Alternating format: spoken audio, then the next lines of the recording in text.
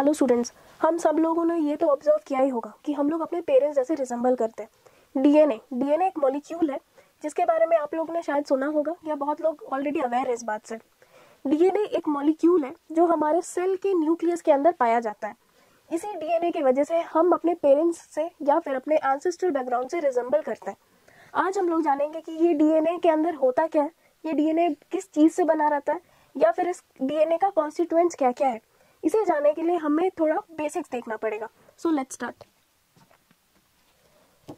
Cell, हमारे body के cell के अंदर जो न्यूक्लियस होता है, हमारे बॉडी के अंदर जो सेल के अंदर जो न्यूक्लियस होता है, इसके अंदर एक थ्रेड लाइक स्ट्रक्चर पाया जाता है। इस थ्रेड लाइक स्ट्रक्चर को हम लोग बोलते हैं क्रोमैटिन फाइबर से हम कहते हैं क्रोमैटिन फाइबर। इसका नाम क्रोमैटिन फाइबर इसलिए रखा गया है क्योंकि साइंटिस्ट जब इस क्रोमैटिन फाइबर या इस थ्रेड लाइक स्ट्रक्चर के बारे में एनालिसिस कर रहे थे तो उन्होंने देखा कि ये क्रोमैटिन फाइबर अपना विजिबिलिटी तभी शो कर रहा था जब इसे किसी चीज से डाई या फिर कलर किया गया। इसका मतलब है क्रोमा, ये जो क्रोमा वर्ड है ये टर्म डिराइव हुआ है कलर से, यानी कि कलरफुल या फिर कलरफुल थ्रेड लाइक स्ट्रक्चर या फिर coloured thread like structure. During cell division, जब सेल डिवाइड करने के अटेम्प्ट में हो, यानी कि एक सेल जब दो सेल में टूट के या फिर डॉटर सेल्स में बढ़ता है या फिर डिवाइड होता है, तब ये क्रोमैटिन फाइबर एक थ्रेड लाइक स्ट्रक्चर के फॉर्म में नहीं रह जाता। इनफैक्ट ये चेंज हो जाता है एक एक्स लाइक शेप स्ट्रक्चर में। इसे अगर हम लोग ध्यान से देखें तो ये एक्स लाइक शेप स्ट्रक्चर में बदल जाता है during the process of cell division. उसके पहले नहीं, during the process of cell division, यानी कि जब एक सेल दो सेल में डिवाइड करता है। इस एक्स शेप स्ट्रक्चर को हम लोग बोलते हैं क्रोमोसोम्स। इसे हम बोलते हैं क्रोमोसोम्स, यानी कि क्रोमो मतलब कलर, सोमा या जोम्स मतलब बॉडी, यानी कि कलर्ड बॉडी, क्रोमोसोम्स। ये क्रोमोसोम्स को अगर हम लोग ध्यान से देखें, इस क्रोमोसोम्स को अगर हम लोग ध्यान से किसी एक रीजन को अगर ध्यान से एनालिसिस करें तो इसमें से एक thread like structure emerge out होगा, एक थ्रेड लाइक स्ट्रक्चर निकल के बाहर आएगा। ये थ्रेड लाइक स्ट्रक्चर दो अलग अलग धागों से बना हुआ है या कह सकते हैं दो स्ट्रैंड से बने हुए हैं। ये कुछ इस तरह का निकल के आएगा, इस तरह से, जैसे कि हम लोग देख ही पा रहे हैं। यहाँ से किसी एक रीजन को अगर हम लोग ध्यान से देखें तो इस तरह का एक थ्रेड लाइक या स्ट्रैंड निकल के आएगा। इसे ही हम कहते हैं डीएनए। तो डीएनए एक डबल हेलिकल या कह सकते हैं डबल स्ट्रैंडेड हेलिकल मॉलिक्यूल है। हेलिकल क्यों बोलते हैं? क्योंकि इसका जो दो स्ट्रैंड्स है, डीएनए के जो दो स्ट्रैंड्स है, ये एक दूसरे से वाइंड अप या कह सकते हैं लिपटे रहते हैं। ठीक है, डीएनए क्या है? एक डबल स्ट्रैंडेड यानी स्ट्रैंड मतलब धागा, थ्रेड, डबल स्ट्रैंडेड मॉलिक्यूल है। डीएनए का फुल फॉर्म हो गया डीऑक्सी राइबो न्यूक्लिक एसिड। ठीक है, ये हो गया डीएनए। जब हम लोग क्रोमोसोम्स के किसी एक प्रॉपर रीजन के बारे में एनालिसिस करेंगे तो ये डीएनए का स्ट्रैंड या फिर डीएनए का धागा निकल के बाहर आएगा। डीएनए दो धागों से बना हुआ है, डीएनए डबल स्ट्रैंडेड है। इन डीएनए के जो दो स्ट्रैंड्स हैं ये एक दूसरे से लिपटे रहते हैं या कह सकते हैं वाइंड अप रहते हैं। किसी भी चीज को वाइंड अप रहने के लिए बीच में एसेंशियली किसी तरह का बॉन्डिंग का जरूरत है। तो दो धागों के बीच में, डीएनए के दो स्ट्रैंड्स के बीच में हाइड्रोजन बॉन्ड होते हैं। अगर हम कंसीडर करते हैं ये स्ट्रैंड एक डीएनए का और ये दूसरा स्ट्रैंड डीएनए का, इनके बीच में ये एक दूसरे से हेलिकल वे में मतलब एक दूसरे से लिपटे रहते हैं। ये किस वजह से पॉसिबल है? क्योंकि दो स्ट्रैंड्स के बीच में हाइड्रोजन बॉन्डिंग प्रेजेंट है। इन दो स्ट्रैंड्स के बीच में हाइड्रोजन बॉन्डिंग प्रेजेंट है। अब हम लोग नेक्स्ट स्लाइड में प्रॉपरली देखेंगे कि डीएनए किस चीज से बना है। तो डीएनए प्राइमरीली तीन चीजों से ही बना है। डीएनए प्राइमरीली तीन चीजों से बना है। पहला है पेंटोज शुगर। पेंटोज शुगर का मतलब है पेंट यानी कि 5 कार्बन का शुगर है या कार्बोहाइड्रेट है। दूसरा फॉस्फेट ग्रुप से ये बना हुआ है, फॉस्फेट यानी कि PO4 3- और आखिरी और सबसे मेन नाइट्रोजीनियस बेसिस।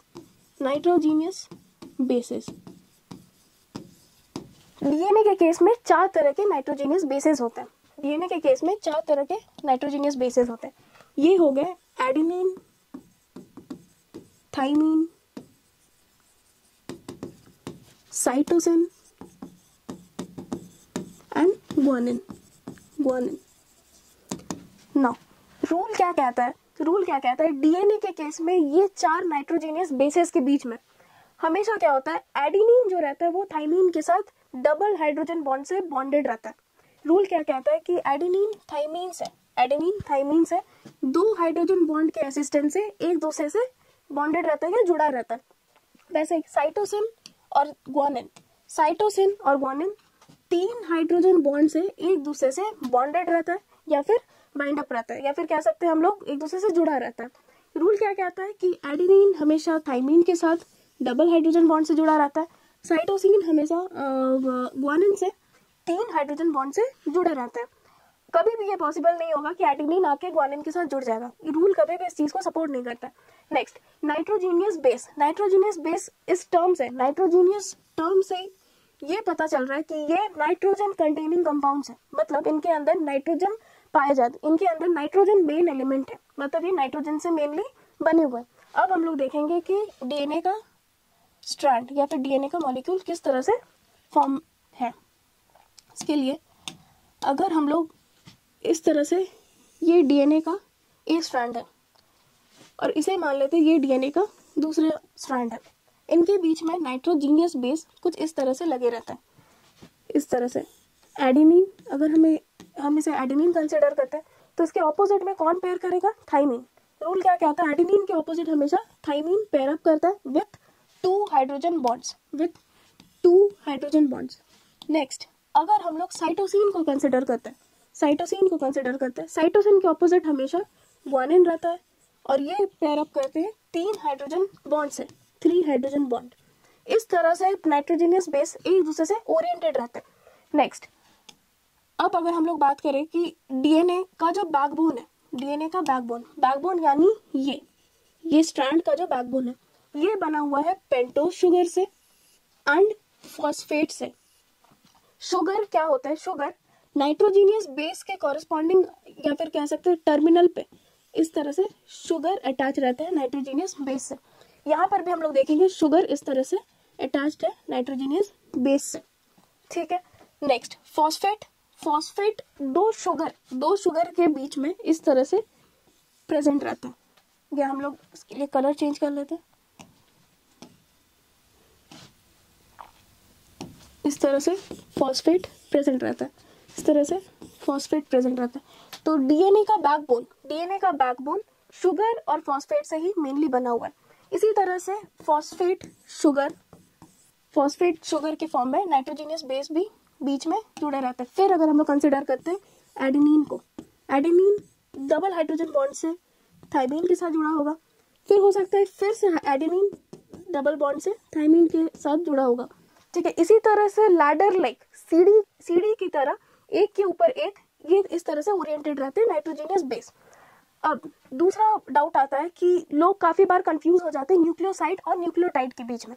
तो न्यूक्लियोसाइड क्या है, nucleoside sugar plus nitrogenous base को ही हम लोग कहते हैं न्यूक्लियोसाइड। और इसी में अगर हम लोग फॉस्फेट ऐड करते हैं तो ये बन जाता है न्यूक्लियोटाइड। अगर हम लोग इस तरह से phosphate plus sugar plus nitrogenous base को अगर हम लोग कंसिडर करते हैं तो ये हो जाएगा न्यूक्लियोटाइड। तो इससे हम लोग कह सकते हैं sugar plus nitrogenous base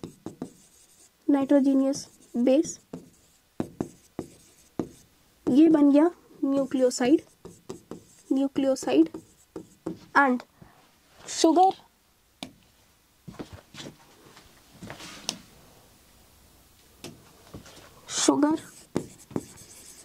plus nitrogenous base plus phosphate group ये बन गया न्यूक्लियोटाइड।